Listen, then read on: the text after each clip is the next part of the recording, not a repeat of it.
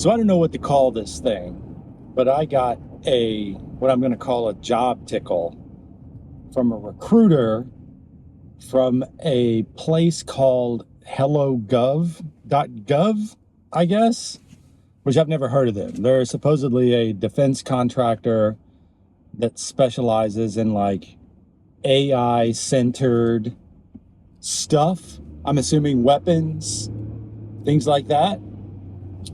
And the description of it, the longer description, has something to do with artificial general intelligence. Like they're touting themselves as a company that is developing artificial general intelligence, and then they throw out a bunch of known AI companies like OpenAI and Anthropic, and they're from the founders of these companies. We bring you Hello Gov. We're building next generation kill machines, automated weapon systems, and blah, blah, blah. And they were looking at me to come in and be their principal software engineer, and touting it as it's the highest technical role in the company. And I'm like, whatever. But it got me thinking, with the whole kerfuffle with Anthropic and the Department of War. I mean, calling yourself a defense contractor now is antiquated. Everybody's kind of embraced that it's now the Department of War, and that's what we do. We do war, and it's being proven in the world right now that that's all we're interested in is war. And it's war to win elections. That's it. This president thinks that all you got to do is just bomb a place that we don't like, and that'll distract everybody from the reality that our country is garbage right now. But anyway, it got me thinking about the kerfuffle with Anthropic and the Department of Defense over Anthropic not wanting to give them unfettered access to their LLMs, to their AI models, or whatever. And then like a couple of days later, OpenAI is just like, yeah, sure, here you go. We'll give it to you. Because they're all desperate for money. They all need this funding from wherever they can get it to stay alive. And without it, I mean, even with it, but without it, they're no doubt going to go under. It's only a matter of time where they all go under, because the cost of training the models and operating the models is way higher than they could actually charge people to actually use this. And are people willing to pay that price? TBD. They're still trying to figure that part out, and they've had 5 years to do it, and any other company would have gone bankrupt way long ago. But it's AI, and we really want AI, and executives want AI, and blah, blah, blah, so that we can replace humans and make more money and put everybody else into poverty and duking it out in the streets for scraps of chicken bones or something.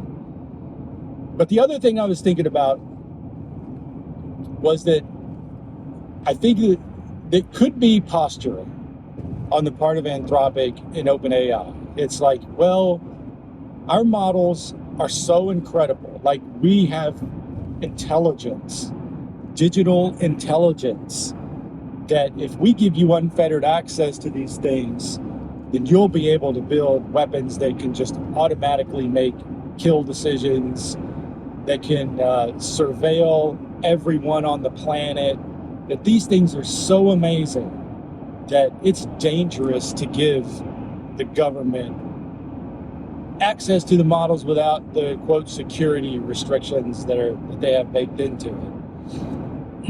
And it just feels like it's just part of the ruse. It's just part of the hype machine that Claude or whatever is this super intelligent entity that Anthropic is like, we're drawing a line there. We're drawing a line in the sand. And it's just marketing material. It's just bait for the AI bros and the executives to pay attention to them. It's just part of the hype cycle. And it's exhausting, honestly. It's exhausting. I don't know whether or not that's true or not. I have no data to actually back that up. But then OpenAI comes along and is like, no, we're not going to do it. Oh, okay. For that much money, okay. And so they're okay, but they drew a line in the sand that we're not going to let them surveil Americans, and you can't build automated kill systems and things like that. We drew the line in the sand. And really, it's only a matter of time before we get there. Because even if OpenAI won't do it, then they'll get some other sucker to do it. They'll get some other war contractor to, oh, we'll do it. For $100 million. Oh yeah, we'll do it for $2. We'll do it for a Burger King. Somebody's gonna do it. And then I don't know what happens after that. It's like we're war for the last 15 centuries or whatever has been about putting as much distance between the decision to kill somebody and the person that's actually going to do the killing. You know, in the olden times, to kill someone, you had to be right next to them. Like, you had to do it with your bare hands before guns were invented.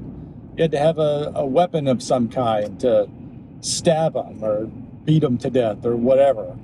Like, you had to do it with strength, and you had to be up close and personal, and it came at a psychological cost to actually do that. But the further we've got along after the invention of guns, now you can kill people from afar, and guns have gotten better, so you can kill people from even further away. And now we have jets and missiles and bombs, and now you're even more removed from the killing that it's almost like you're not even doing it, it's something else that's doing it. There's so many layers between you that the psychological impact has been minimized. You know, and unless you're actually in a war zone on foot and you see the actual destruction, that's really the only time that you get fucked up mentally from just the sights of war. And the automated killing from AI is just another layer in that removal from human from the decision to kill, which makes the kill decision a lot easier. It's like, well, I didn't decide it, the machine decided it. So I don't have any kind of baggage that I need to worry about because the AI did it. And it's just, I don't know, it's not really scary. It doesn't scare me because it's going to happen whether we want it to or not. Where there's a will, there's a way, because we can do something, we will. If there's profit involved, then goddamn, it's going to happen. And whether we like it or not, we being the regular people who have to exist in this fucking world and go to our stupid jobs like I'm going to, day 11 for me. I'm already ready to fucking quit and go live under a bridge. But I don't know. It's just whatever. It's just more AI hype cycle. It's just keeping the train going. Investments are going to flow. They're going to keep propped up for as long as they possibly can so that they can figure out the profit model. But they can't. There's no way, unless there's some amazing breakthrough in compute power that just enables to be able to train and execute these models on the cheap, like for pennies, to where actual consumers, regular consumers like us, can use it, and us, the consumers, can actually find a use for it, which I feel like is stupid. It's the most retarded business model ever. They're going to go bankrupt. The LLMs aren't going to go away. The AI is not going to go away. You know, the so-called bubble will pop, and the incumbents will fall by the wayside, but in their place will be the rise of something else.